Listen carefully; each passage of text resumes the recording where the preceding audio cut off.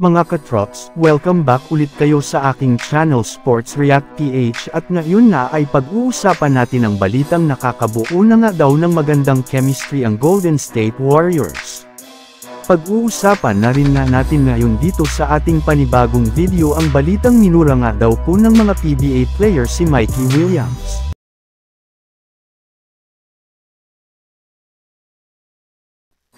Kahit man nga isang game pa lang ang napaglalaroan ng Warriors sa preseason ay inamin na ng kanilang head coach na si Coach Steve Kerr na mas nagiging madali para sa kanilang bagong lineup na makabuo ng chemistry since lahat din naman na sila ngayon ay nagkakasundo sa kanilang goal.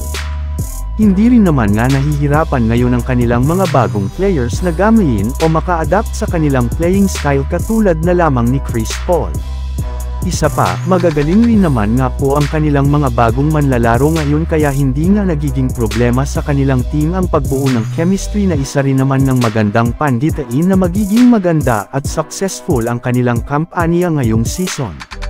Para nga sa inyong kaalaman mga katrops, sa darating na October 14 pa nga ang magiging sunod na laban ng Golden State Warriors sa preseason kontra muli sa Los Angeles Lakers.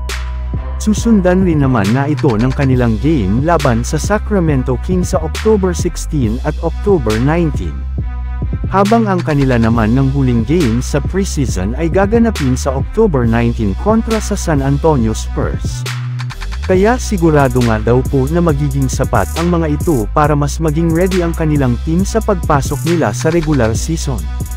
Samantala pumunta naman tayo sa ating sunod na pag-uusapan ngayon sa balitang minura nga daw po ng mga PBA player si Mikey Williams.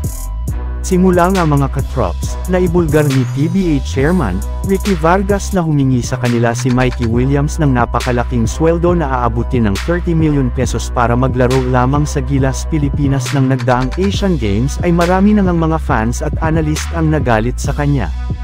Maging ang ilang mga dating players nga katulad na lamang ni Willie Miller ay nabuwisit na rin naman sa inasta ni Mikey Williams sa Gilas, Pilipinas. Ayun nga dito, napakayabang at napakataas nga daw po ng tingin nito sa kanyang sarili na parang siya ang pinakamagaling na player dito sa Pilipinas. Pinagmumura pa nga ni Miller si Mikey Williams at lahat nga ng masasakit na salita ay binanggit na nito gayong buwisit nga talaga ito sa paghingi ni Williams ng napakalaking halaga sa Gilas, Pilipinas. Mabuti na lamang nga daw po at nakapagdesisyon ang SBP at ang SMC na hindi ito kunin gayong sigurado nga na makakasira lamang ito sa chemistry ng Gilas, Pilipinas.